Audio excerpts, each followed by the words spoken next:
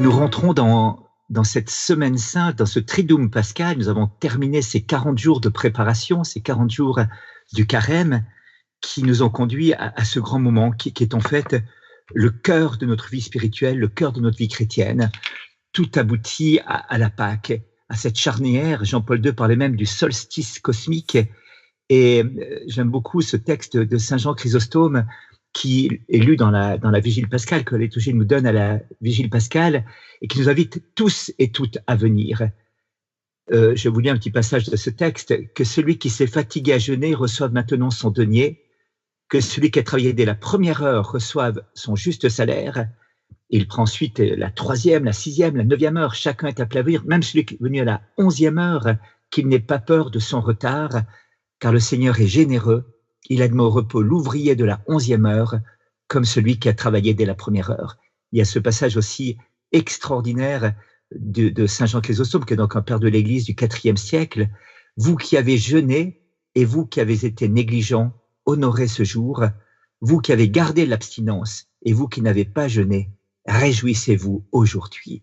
Voilà, personne n'est exclu de ce temps de Pâques, personne n'est exclu de cette fête liturgique de Pâques, parce qu'elle signifie vraiment le chavirement, le retour de l'humanité et par l'humanité du cosmos tout entier vers le Père. Elle nous rappelle d'abord une fête juive qu'on appelle Pessah, Pâques.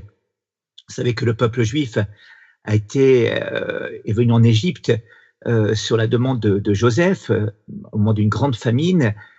L'Écriture sainte nous dit qu'ils ont passé 420 ans en Égypte, mais en fait, la durée exacte, historique, serait plutôt de 210 ans, nous dit la tradition juive, et dont une centaine d'années en servitude.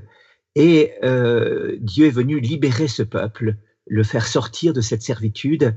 Et Pessah est justement cette idée du passage en hébreu, passage à la fois de l'ange qui va protéger les enfants hébreux lorsqu'il y aura cette dernière plaie d'Égypte, mais c'est aussi le passage de la mer Rouge à pied sec. Et cette nuit, c'est vraiment la nuit de la grande libération. Le peuple va découvrir que Dieu le libère, coincé entre Pharaon dans le dos et la mer Rouge devant eux, dans l'impossibilité totale de s'en sortir par eux-mêmes. Ils vont voir Dieu à l'œuvre, Dieu puissant, Dieu tendre, Dieu miséricordieux. Et d'ailleurs, durant le repas de Pâques, du Shabbat qui célèbre cette fête, les Juifs s'accoudent parce que vraiment la position accoudée était le signe des gens libres. Chaque enfant, chaque soir du Seder pascal, de la fête de Pâques, dans la tradition juive, un enfant pose sa question: pourquoi, papa, cette nuit est-elle différente de toutes les autres nuits? Et alors le père répond: eh bien, cette nuit, Dieu nous a libérés. Il ne s'agit pas d'un événement passé, il ne s'agit pas d'un souvenir, d'un livre de souvenirs ou d'un livre de photos où on rappellerait un événement joyeux qui s'est déroulé longtemps en arrière. Il s'agit d'une actualité. Il s'agit d'un mémorial, c'est-à-dire de rendre présent aujourd'hui. Cette nuit, chacun sort de la servitude d'Égypte et découvre la terre de liberté. Voilà, ça c'est un élément important à reconnaître qui nous relie, pour nous aussi chrétiens. La terre de liberté, c'est plus tellement une terre géographique située quelque part sur notre terre. Cette terre de liberté, ce nouveau temple en quelque sorte de liberté, eh bien c'est la personne même de Jésus. C'est intéressant de voir que dans la tradition juive, Moïse a été choisi pour une raison assez particulière. Moïse qui a donc délivré le peuple, qui est envoyé par Dieu à un âge déjà canonique, puisqu'il avait environ 80 ans, avec en plus un casier judiciaire en Égypte, ayant assassiné un soldat de Pharaon 40 ans plus tôt. Et comment Moïse va-t-il être choisi? Eh bien, la tradition rabbinique du Midrash nous dit la chose suivante. Moïse a vu un jour une brebis de son troupeau, le troupeau même de son beau-père, qui avait disparu. Et il se met à la recherche de cette brebis et il la trouve, après une longue marche, en train de boire de l'eau dans un petit oasis comme ça. Et Moïse vient tout attendri devant la brebis en disant: mais tu aurais dû me dire que tu avais soif, je t'aurais donné à boire. Viens, je te ramène au troupeau, au bercail. Et donc, il prend la brebis sur ses épaules. Et à ce moment-là, nous dit la tradition juive, Dieu intervient et dit, tu as eu pitié du bétail d'un être humain, c'est pas même ton propre bétail, tu seras donc le berger du troupeau d'Israël. Voyez-vous, derrière toute cette idée de Pâques, il y a un Dieu qui se penche sur la misère de son peuple, sur la souffrance, dans la manière la plus cachée, la plus discrète parfois. Dieu vient regarder celui qui peine. On nous dit dans l'évangile selon saint Matthieu que Dieu a eu pitié du peuple car il le voit comme des brebis sans berger. Pitié, comprenons bien, c'est pas une sorte de commisération hautaine, c'est plutôt un abaissement d'un Dieu qui vient chercher par en dessous celui qui souffre. Le Christ arrive comme le berger et non pas la nounou, le babysitter, disait le pape François. Nous sommes des brebis, nous ne sommes pas des moutons. Donc il y a une vraie notion de liberté, de libération, de relation, mais en même temps l'idée d'avoir besoin d'être guidé, d'être conduit. Si pour les Juifs, le passage de la mer Rouge était le lieu de la délivrance et le lieu de la protection, où Dieu a manifesté la puissance de son bras, la tendresse de son amour pour eux, qui étaient esclaves, qui n'avaient même pas de dignité, qui étaient rejetés de tous, battus, humiliés dans des travaux pénibles. Voilà que la liberté va venir pour nous, et c'est saint Augustin qui nous éclaire. Le passage est un peu différent. Il se fonde sur ce texte de saint Jean au chapitre 13, au premier verset. Jésus ayant aimé les siens qui étaient dans le monde, il les aima jusqu'au bout. Et cette phrase nous est dite au moment où Jésus était en train de passer de ce monde à son Père. Voilà. Et la vraie Pâque, le vrai passage, le vrai passé, c'est passer désormais pour nous du monde au Père. C'est-à-dire des idées du monde à l'intelligence du Père, de l'attitude du monde à l'attitude du Père, de l'esprit mondain à l'esprit paternel, filial. Et donc, au cœur de la Pâque chrétienne, il y a un miracle incroyable, c'est celui de redevenir des enfants de Dieu. Nous avions perdu cette dignité par le péché. Jésus vient nous la restituer. Lui, le Fils de Dieu, s'est fait homme afin de nous redonner cette dignité d'enfant de Dieu. Et ce grand cadeau nous est fait au baptême. Je pense à une jeune fille qui était kabyle, musulmane, une douzaine d'années, qui allait être baptisée. C'était l'évêque qui allait baptiser, mais ce n'est pas lui, bien sûr, qui avait préparé cette célébration. Donc, moi, il lui pose la question, mais qu'est-ce que la Trinité, qui est quand même une grande différence entre l'islam et le christianisme? Et la fille n'arrive pas à répondre, aucune idée. Et alors, l'évêque regarde d'un regard assez sévère le prêtre qui avait préparé cette jeune fille au baptême, dit, mais Dieu, c'est qui pour toi? Et cette fille répond, eh bien, Dieu, avant je l'appelais Allah, maintenant je l'appelle Papa. Ah bon, pourquoi, lui dit-il? Parce que après mon baptême, je serai kiff-kiff avec Jésus. Et comme Jésus appelle son Dieu Papa, je pourrais aussi l'appeler Papa. Ah, il dit, c'est pas mal, on a déjà récupéré le kiff-kiff avec Jésus et le Papa, il reste plus qu'un, alors que se passe-t-il encore? Demande l'évêque à cette jeune fille, à ton baptême. Et elle dit, eh bien, mon baptême, je recevrai aussi l'esprit de la famille des enfants de Dieu, et je rentrerai dans la famille des enfants de Dieu. Alors, on avait trouvé les trois, le Père, le Papa, le kiff-kiff avec Jésus, et l'esprit des enfants de Dieu. Eh bien, c'est cette révolution qui s'opère à Pâques, et c'est la raison pour laquelle le samedi saint, nous aurons dans la liturgie les baptêmes. Vous savez que saint Louis aimait porter ce titre-là, non pas Louis de France, mais Louis de Poissy, parce qu'il disait que c'est dans la cité de Poissy que j'ai reçu la grâce du saint baptême, laquelle chose je tiens sans comparaison comme le plus grand don de Dieu. Pour lui, ce qui était le plus important, c'était vraiment cette grâce baptismale. Et le philosophe Michel Henry disait, mais si les hommes sont bien ces enfants de Dieu dans le Christ, comment expliquer qu'un si petit nombre d'entre eux le sachent et s'en souviennent, s'ils portent en nous cette vie divine et son immensité, parce qu'il n'y a pas d'autre vie que celle-ci, et que les vents n'ont employé que sous sa profusion, comment comprendre que ces enfants de Dieu puissent encore être malheureux? Et il rajoute, s'ils ne cessent d'attribuer aux circonstances et aux autres la cause de leur échec, c'est seulement pour se tromper eux-mêmes et oublier que cette cause est en eux. Un tel désespoir n'est possible que si d'une façon ou de l'autre, l'homme a oublié la splendeur de sa condition initiale, de sa condition de fils de Dieu, de sa condition de fils dans l'unique Fils qui est le Christ. Voilà, vous voyez, cette expérience-là va faire pleurer saint Paul, va faire pleurer saint Jean. Enfants de Dieu, nous le sommes vraiment. Nous sommes sortis de la servitude, du péché, j'en reparlerai, pour entrer dans la dignité d'enfants de Dieu. Je me trouve un jour dans le métro à Paris et il y a des enfants qui s'assoient sur le siège devant moi, 3 filles sur le siège à 2 places, et une se met à insulter l'autre avec une violence vraiment terrible. Et personne ne réagissait. Les adultes, j'avais 6 ans à peu près, ces enfants, et personne ne réagissait. Les adultes, les enseignants qui accompagnaient ce groupe d'élèves, personne ne réagissait. Moi, je bouillonnais intérieurement, en disant, on ne peut pas laisser un enfant se faire insulter comme ça. Et cette fille qui était insultée ne réagissait elle-même plus du tout.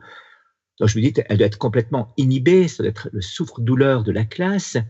Et puis, quand la première a eu terminé sa litanie d'insultes, la deuxième a haussé les épaules en disant, moi, je m'en fous, je suis la fille du bon Dieu. Et j'ai compris que ce n'était pas une femme inhibée, une fille inhibée, mais une femme libérée, parce que véritablement, elle avait compris l'essentiel. Tout ce que pouvait lui dire cet ami, ne la touchez pas, parce que c'était faillible. Une seule parole était infaillible, une seule parole était certaine. Moi, je suis la fille du bon Dieu. Voilà. Je crois que en rentrant dans cette semaine sainte, c'est un petit peu cette stupeur dans laquelle il faut entrer, l'émerveillement d'être enfant de Dieu, d'être dans, j'allais dire, l'ADN du chrétien. Le pape François disait, ce Père nous donne justement l'identité des enfants. Et quand je dis Père, Abba, j'arrive aux racines de mon identité. Mon identité chrétienne est d'être enfant. Et ceci, c'est véritablement une grâce de l'Esprit Saint. Voilà, donc la vraie grâce, la vraie libération, c'est d'être enfant de Dieu. Et c'est sans doute la chose la plus bouleversante qui est là, la plus extraordinaire qui puisse nous être donnée, la plus merveilleuse que nous puissions recevoir. Voilà, enfant de Dieu. Et Paul VI disait, le service le plus indispensable à rendre à l'humanité présente, sans nier la nécessité ni l'urgence de toutes les réformes politiques, économiques et sociales, c'est de lui redonner le sens de Dieu et plus précisément la connaissance de l'amour du Père. Le monde, en vérité, ajoutait-il, est orphelin. Ce qu'il y a de plus étrange, c'est que l'homme ne veuille pas apprendre qu'il a Dieu pour Père. Et il nous faut réapprendre à orienter notre cœur vers le vrai culte de Dieu, réapprendre à dire à Dieu « Abba Père », réapprendre à dire cette chose incroyable. En rentrant dans cette semaine sainte, nous allons devoir choisir. Dans la révélation chrétienne, il y a ce mot Père, il revient 170 fois dans le Nouveau Testament et très peu dans l'Ancien Testament, en tout cas dans le sens de Abba, dans le sens de cette relation filiale, familiale, si j'ose dire, du Abba. Mais souvenez-vous, c'était le Vendredi Saint, Pilate est là, montre le Christ qui a été flagellé à la foule et dit « Qui voulez-vous que je relâche ?» Le Christ, cet homme, il veut nous dire « Voici l'homme défiguré » ou Barabbas. Quand on reprend l'hébreu, en fait, on se trouve devant un choix incroyable parce que Bar-Abba, Barabbas, c'est le fils du père, le fils de papa. Et Barabbas, le Christ, est aussi le fils de papa. Donc on a 2 Barabbas, on a 2 fils de papa devant nous. On a le Christ et ce brigand. Et donc, nous sommes appelés peut-être à choisir entre l'un ou l'autre. Est-ce que je vais être à l'écoute du Père de l'amour et de la miséricorde ou à l'écoute du Père du mensonge, d'être un Bar-Abba du Père du ciel ou un Bar-Abba du Père du mensonge?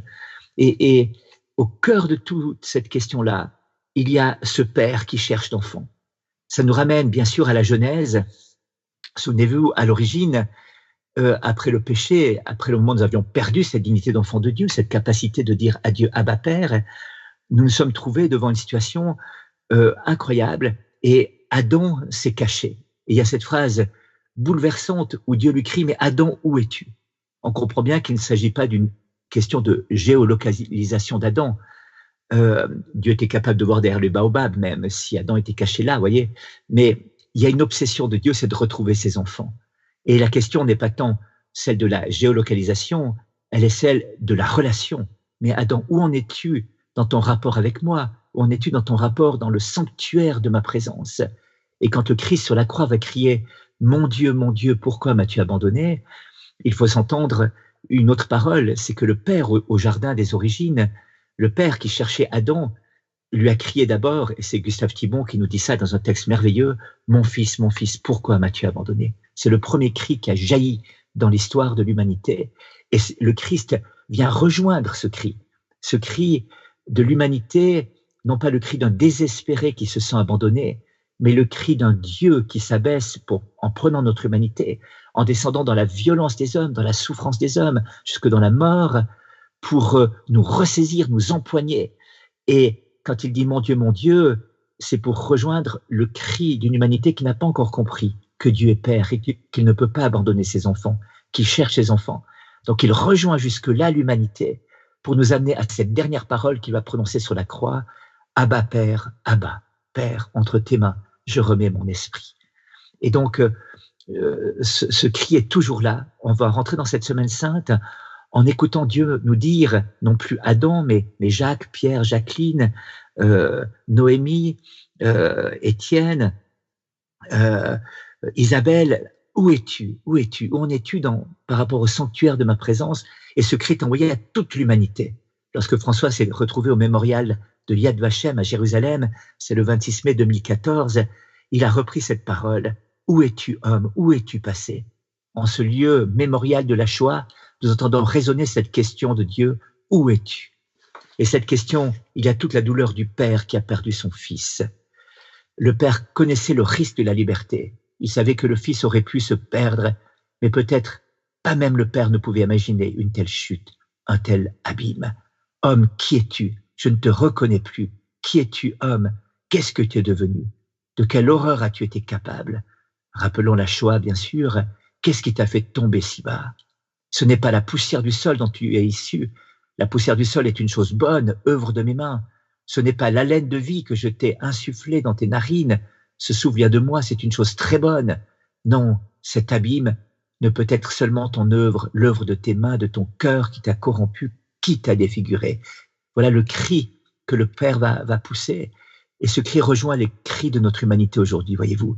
Dans toutes les souffrances du monde, cette fête de Pâques s'inscrit au cœur des drames du Moyen-Orient, des drames de l'Afrique, des drames des SDF, des drames de tant de souffrances de l'humanité. Et le Christ nous dit, mais Adam, où es-tu? Et il entend ce cri. Il entend ce cri pour ramener l'humanité à ce regard filial, mais aussi à la fraternité. Le philosophe Jean-Luc Marion disait que la fraternité est l'apport des chrétiens à la société. Si nous avons un Dieu comme Père, alors il nous faut vivre comme des frères et sœurs. C'est Martin Luther King qui disait ça. Il nous faut apprendre à vivre ensemble comme des frères, sinon nous allons mourir ensemble comme des idiots. On a vu des signes inouïs de solidarité, de fraternité, de relations fraternelles entre les uns et les autres, entre soignants, malades, que ce soit aussi les éboueurs qui nettoient les villes et les villages, que ce soit les personnes qui servent dans les magasins, que ce soit le voisin qui donne un coup de main. On a vu aussi des gestes d'égoïsme inouïs, des gestes de violence inouïs qui se sont manifestés. On voit bien que la fracture de l'humanité n'est pas une fracture sociologique, elle passe par le cœur de chacune et de chacun. Et ce cœur a besoin d'entendre encore une fois aujourd'hui, eh bien, Adam, où es-tu? Afin d'entrer dans la grande libération, la grande liberté des enfants de Dieu. Demandons cette grâce au Seigneur, si vous voulez bien. Aujourd'hui, en rentrant dans ce temps-là, Seigneur, viens nous donner ce désir d'être trouvé par toi, toi qui ne cesses de nous chercher, d'être trouvé par toi dans les moments les plus difficiles, dans les endroits les plus ténébreux peut-être de notre existence, dans ces lieux de souffrance de notre âme, là où toi-même es descendu, dans l'abîme de l'abîme, pour rechercher l'homme, pour lui faire partager ta vie, pour l'amener à la pleine lumière, pour lui faire goûter la joie de la liberté des enfants de Dieu. Amen.